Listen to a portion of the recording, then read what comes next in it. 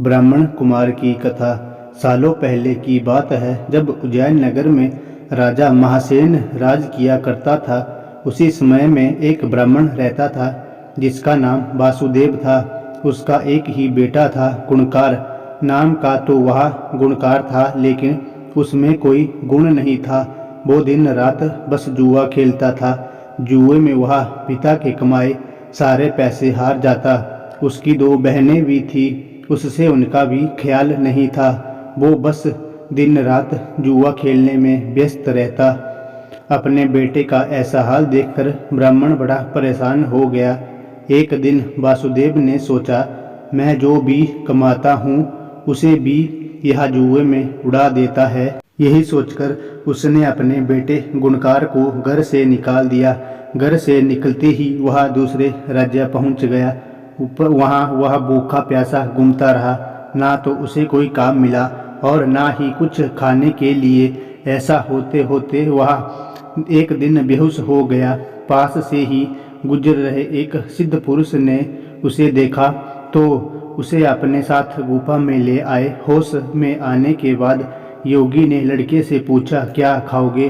ब्राह्मण पुत्र कहता है, आप योगी हैं, आपके पास जो होगा आप वही खिला पाएंगे। मैं जो खाना चाहता हूँ शायद वो आपके पास ना हो।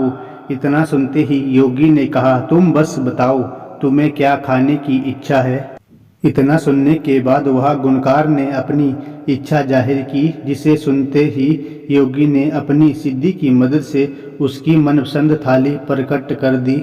वह लड़का हैरान रह गया। पहले उसने खाना खाया और फिर पुरुष सिद्ध से पूछा, यह चमत्कार आपने कैसे किया? योगी ने कुछ कहा नहीं, बस अंदर की ओर जाने का इशारा किया।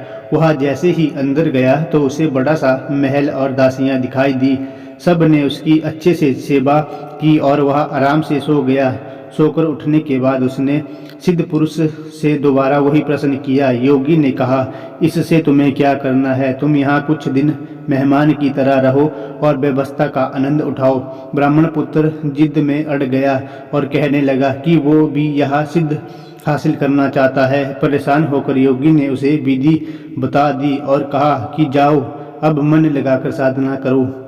कुछ समय बाद वह साधना पूरी करके आ जाता है। फिर योगी कहते हैं, तुम सब कुछ बहुत सही तरीके से कर रहे हो। यह पहला पड़ाव था जिसे तुमने पार किया। अब तुम्हें दूसरे पड़ाव की ओर बढ़ना होगा। उसने कहा, मैं ऐसा ही करूँगा, लेकिन दूसरा पड़ाव शुरू करने से पहले मैं एक बार अपने घर जाना चाहता हूँ। सिद्ध योगी ने कहा, जाओ, जरूर जाओ। जाने से पहले ब्राह्मण पुत्र ने योगी से अपने परिवार के लिए तोहफे की मांग की। योगी ने अपनी सिद्धि से उसे खूब सारे तोहफे दिए। उसके बाद उसने पैसे की मांग की। सिद्ध पुरुष ने अपनी विद्या के दम पर उसे खूब सारा पैसा भी दिया। उसके बाद उसने अपने लिए अच्छे से कपड़े मांगे। योगी ने उसे वो भी दे दिए। सब कुछ लेकर वह अपने घर पहुंचा तो उसके परिवार के सभी लोग गुणकार को देखकर दंग रह गए। साथ लाए तोहफे और धन को देखकर उसके ब्राह्मण पिता ने पूछा, बेटा कहीं तुमने कोई चोरी तो नहीं की है ना? गुणकार ने बड़े गर्व से कहा, पिताजी, मुझे कुछ ऐसा प्राप्त हो गया है जिसकी मदद से मैं अब सबकी हर इच्छा पूरी कर सकता हूँ। उसके पिता ने गुणकार को संभल कर रहने और अहंकार ना करने की सलाह दी। कुछ दिन घर में बिताने के बाद गुणकार दोबारा सिद्ध पुरुष के पास लौट गया। वहां लौटकर उसने दोबारा से साधना शुरू की। बड़ी लगन से वह ध्यान करने लगा। समय के साथ साथ ब्राह्मण पुत्र ने दूसरा पड़ाव भी पूरा कर लिया। पड़ाव पूरा होने के बाद उसे वो विद्या हासिल हो गई। योगी के पास जैसे ही वह विद्या हासिल करके पहुंचा तो सिद्ध पुरुष बहुत प्रसन्न हुआ। उसने गुणकार से कहा, तुमने अब विद्या हासिल कर ली है, आज तुम कुछ मुझे भोजन खिलाओ, मुझे भूख लगी है। यह सुनते ही ब्राह्मण पुत्र बेहद खुश हुआ और सिद्धि की मदद ने मनचाहा भोजन हासिल करने के लिए मन में मंत्र पढ़ने लगा।